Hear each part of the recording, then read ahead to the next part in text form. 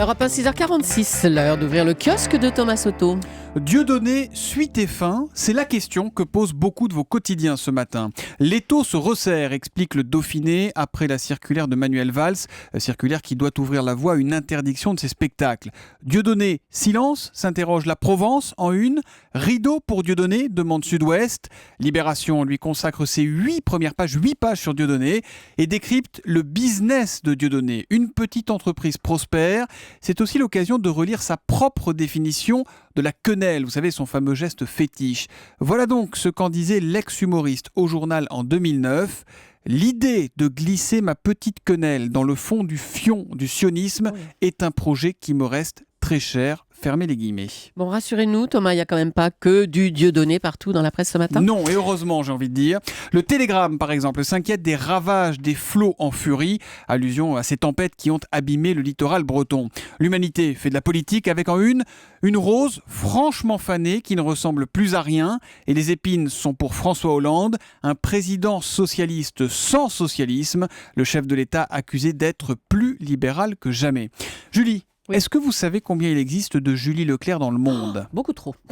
En tout cas, vous êtes unique. Et Mohamed Camara, lui aussi, aurait bien aimé être unique. Sauf qu'ils sont au moins 2 à s'appeler comme ça. Et l'un d'entre eux a été victime d'une méprise très regrettable. Pris pour un autre Mohamed Camara, il a injustement été accusé de viol et a passé 5 mois en prison. C'est le quotidien 20 minutes, le gratuit, qui nous raconte cette affaire. Les faits datent de 2001, mais Mohamed Camara n'a obtenu son indemnisation qu'hier, soit presque 14 ans après les faits.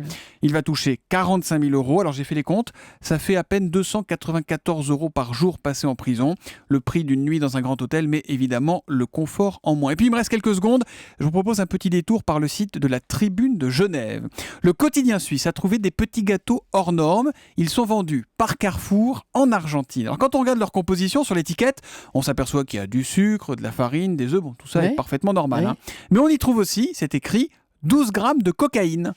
Des gâteaux pour positiver en quelque sorte, sauf que ça ne fait pas du tout rire Carrefour Argentine qui dénonce une plaisanterie de mauvais goût de la part d'un employé d'un fournisseur de la chaîne et qui précise qu'il n'y a bien évidemment aucun composant étrange dans ces cakes.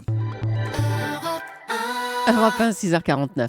À la une des régions, votre rendez-vous quotidien avec les régions. Bonjour Marion Calais. Bonjour Thomas. Aujourd'hui, un village de l'Orne devenu du jour au lendemain multimillionnaire. Ce village, c'est Saint-Germain-de-la-Coudre, à une 50aine de kilomètres au nord-est du Mans.